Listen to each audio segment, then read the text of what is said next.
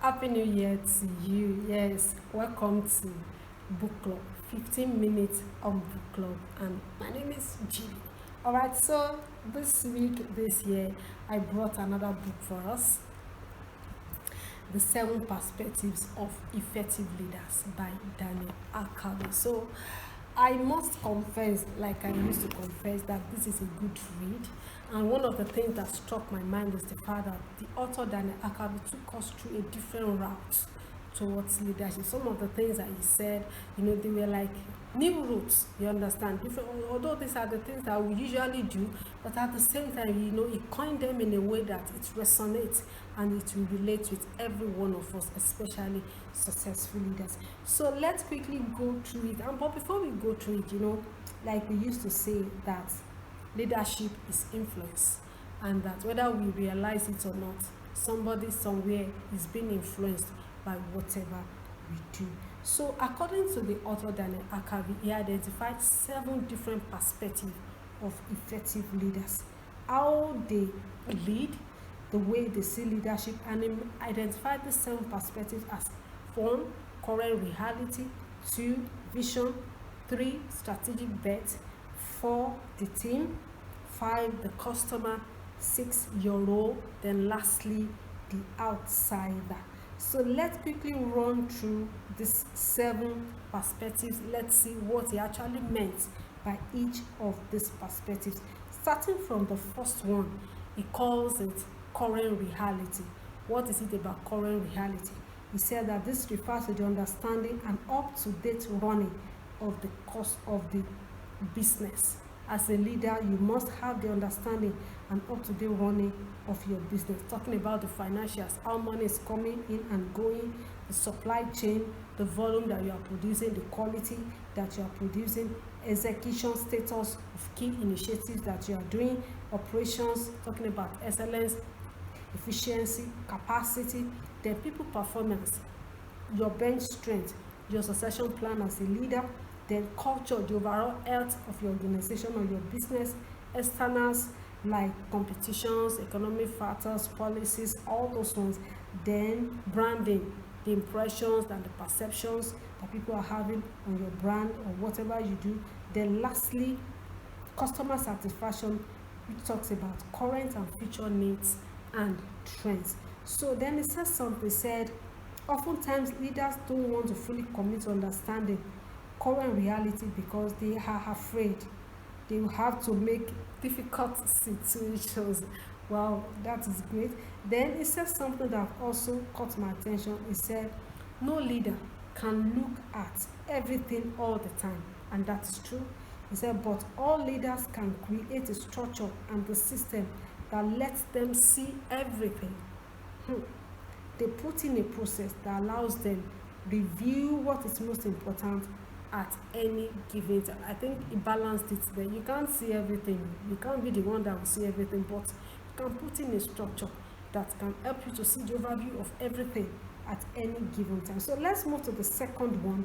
He said this vision. What is it about vision? He said when you strongly believe in your vision, coupled with perseverance and determination, you will make the vision a reality. Yes, I agree. He said element of great vision, it is in writing. You don't keep it in your head, you write it down. The most great visions come out of a real body and passion. He said great visions have a magnetic pull power. That is true. That's true. That's true. Let's move to the third one, the third perspective. He calls it strategic bets. What is that all about? It says strategic bets are new initiatives that had to or differ from how your business operates daily. He gave an example. He said, a company that sells kitchenwares or dishes on the table may decide to be selling the table too. Assuming you produce kitchenwares or dishes, when you want to display, you display it on a fine table. He said, okay, you can add table too to some of the things that you are doing.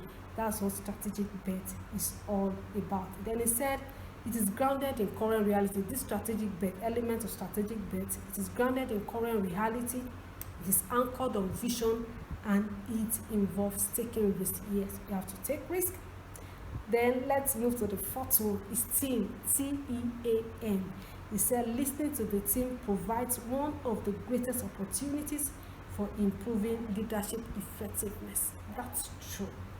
Very, very true. He said if you don't intentionally get curious about your team, you might miss what they have to say. He said always ask, what can we do to improve? I agree with that. Yes, yes, yes, yes.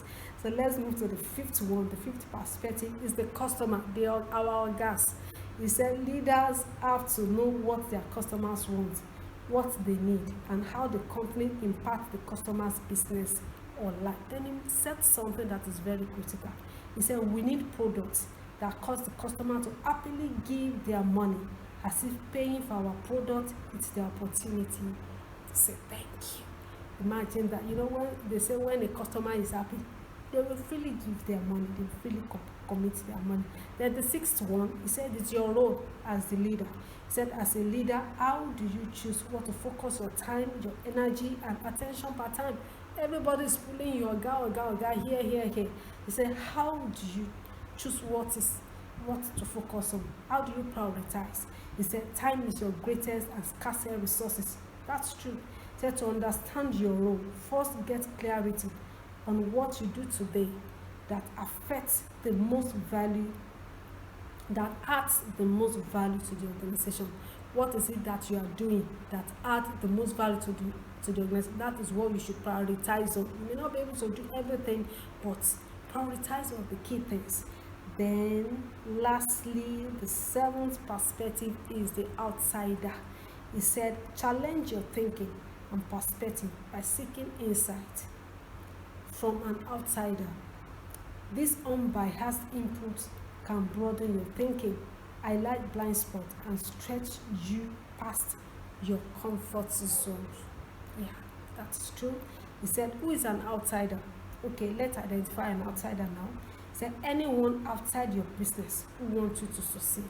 It's not just anybody. There must be that person that wants you to succeed, that has your best interest at heart. He said that is the person that you should allow to give you feedback or assess what you do.